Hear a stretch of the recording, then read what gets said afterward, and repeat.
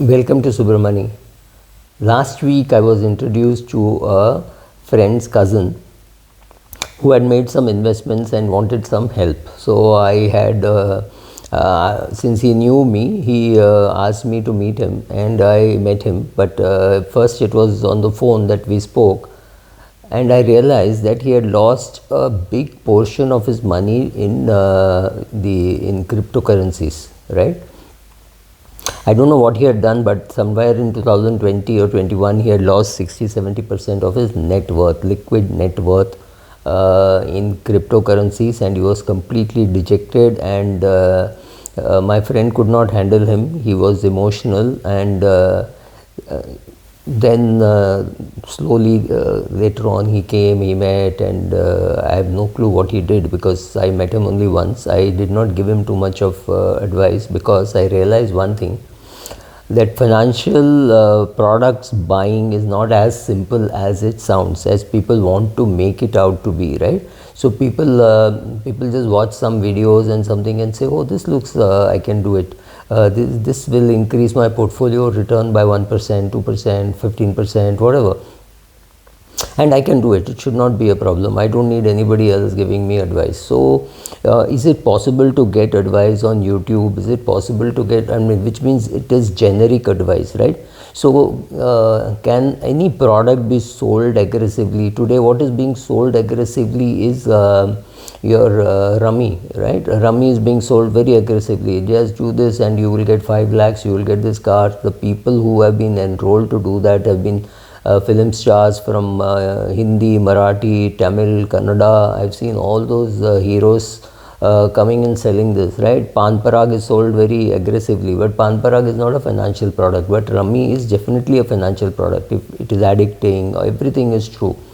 Can any financial product be sold so aggressively on mass media without even understanding who your end investor is? The answer seems to be yes for these people. Now, the person that I am talking to is extremely well educated, and he knew that he couldn't do anything wrong in crypto.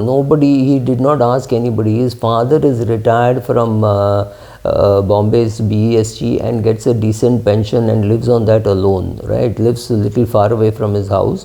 But lives on his own. He does not need any help from his so-called well-educated son. And well-educated son has not, he has taken a term insurance. He does not have adequate medical insurance. He works in a small company. It's some kind of a startup. It is 7-8 years old. It is not really making enough money. But what has he done? He has exchanged his job. He was working somewhere else. He has come here. He is taking a smaller salary, and he is taking a bigger ESOP. So that is one risk. He has also kept some of his father's money with that same person on interest, because he could not get bank money. He took his father's money and he has kept it there. His father is getting interest. I am not even saying his father is not getting interest. But look at the kind of risk which this so-called educated guy is taking. He is educated, he is an engineer, there is no doubt, he is an MBA. Speaks very intelligently, but look at the risk that he has taken. He has taken a concentration risk on his job. He has taken a job where he has also put in his own money in terms of ESOP. So if you are getting 1 rupee per month, he said, no, I'll take 40 rupees, I'll take 40 paise, and 60 paise I will take ESOP. He has also put his father's money there on interest, and he doesn't think he did anything wrong till the crypto evaporated, and suddenly he found that after the crypto evaporated, he still didn't think there was too much risk in the business in which he was working and which he had ESOP. So luckily I could speak to my cousin and got him to remove all of his father's money and put it and keep it in other places.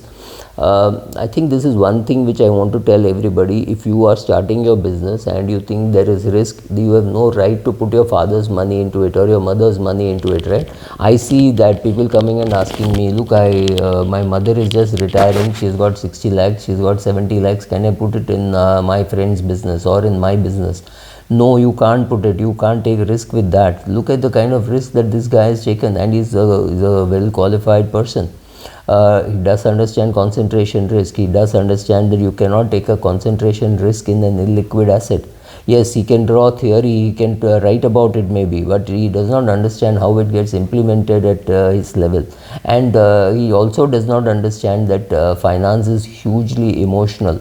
If his father had asked for the money when the company was not doing well, he would have got emotional and said, look, when we are not doing well, you are asking for the money. But it is his father's money. His father has a right to it. His father has a right to liquidity, not because he wants the money, but he just wants to find out whether it is liquid enough. Fair enough, people have a right to ask these kind of questions, right? It is his hard-earned money. So it is his EQ which is driving the investment, saying, look, I want my money to be liquid when I want it, not when your boss can give it or when your friend can give it, right? So the kind of risk that people take, quite I find it quite amusing, or I would find it very sad if a default had occurred. Right now, with so much of a concentration risk in ESOP and salary and all, I said, I think you should take a higher salary and lesser ESOP. He was aghast. He said, no, this is going to make so much money for me. That's fantastic if it succeeds. It's like leverage, right? Leverage looks very smart when the market is booming. When the market comes down, leverage can hurt you like anything. Same thing for concentration risk. You take concentration risk, you do it, but then you have to understand that if it goes wrong, you're doomed, right? I think SVB Bank, on one side they had government bonds which fell dramatically in the US in 2022, and on the other side they had funded only startups. Can you imagine a riskier business when interest rates went up and its portfolio, I think, fell by $16 billion without them doing anything? Just interest rates going up and mark-to-market losses. Mark-to-market losses have to be done on a daily, weekly, monthly basis. You cannot wait for 1 year and say, oh, we lost 16 billion to mark-to-market losses. You have lost it. It is evaporated, right? You can't touch that money. That money is gone. So understand concentration risk. Understand that you can't understand everything that is happening in the market, right? Whether it is filing income tax returns, recency bias, or whether it is managing your own money, or whether it is managing your parents' money. You have no business taking risk with your parents' money. He did not like this one bit, right? So, but had to be told.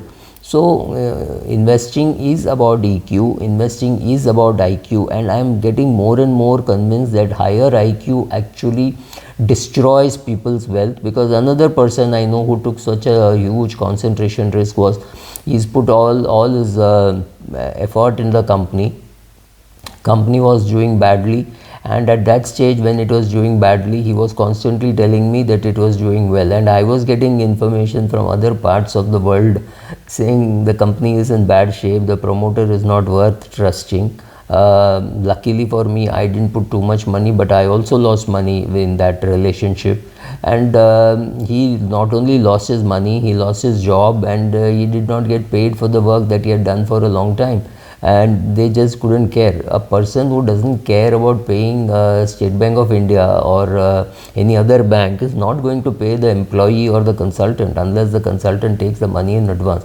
These are not lessons which have been taught in any MBA school. I have suffered like that, right? I had put in effort for a fellow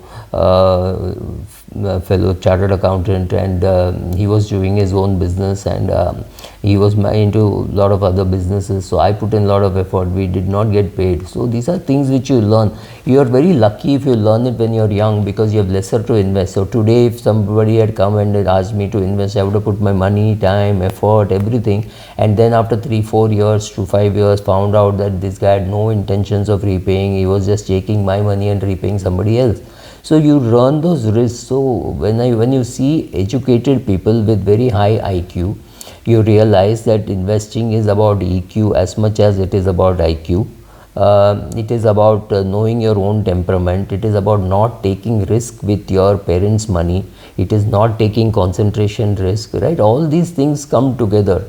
The hassles of managing that investment. If you don't know how tough it is to manage real estate, don't get into real estate, right?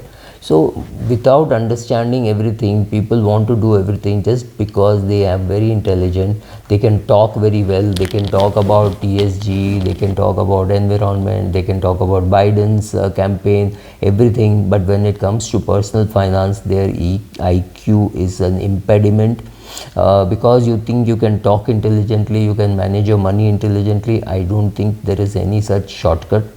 You have to still work hard, you have to invest, you have to make sure that you do your SIPs, your direct equity, whatever suits you.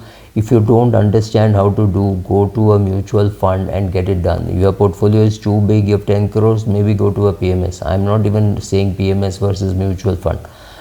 You make your choice, but don't try doing everything yourself. Your own ego, your own unwillingness to learn from past mistakes, right? These are some of the things which I see with people who are very well qualified, good institutions, but have no clue on how to create wealth. And when they are, I mean, you can't wake up at 55 and say, I wish I had lived life differently.